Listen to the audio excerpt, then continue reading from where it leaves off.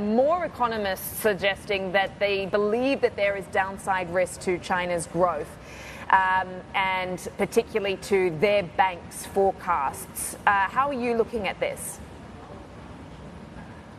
We are still maintaining our full-year GDP forecast at 4.8%, which indicates it's slightly lower than the government's 5% GDP target. And if they were to achieve 5%, it would be a rather challenging second half, and that require quite a bit of step up of policy support. So let's go through the numbers.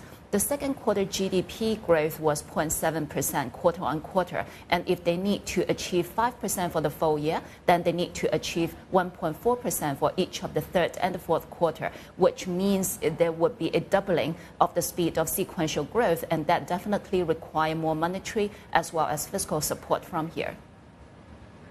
Yeah, I was going to say, as far as the support is concerned with that stimulus, where do you believe that it could come from? Do you suggest that maybe the fiscal side of the equation could be a bit more expansionary? Because arguably, if it is as restrictive as we've seen, then that's why there is this sort of base sort of case scenario that economists are putting down to that they may not reach that target.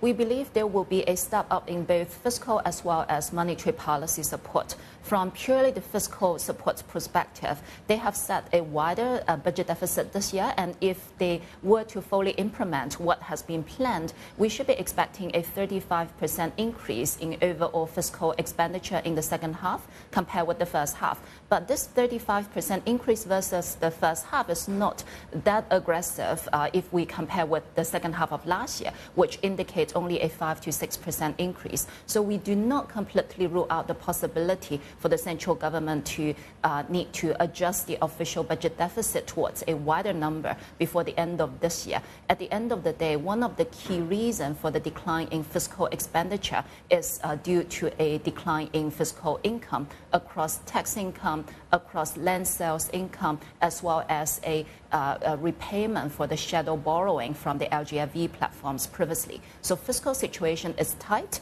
They do have room to issue more bonds in the second half of this year. That would increase fiscal impulse, but it's not a very material increase from the first half levels.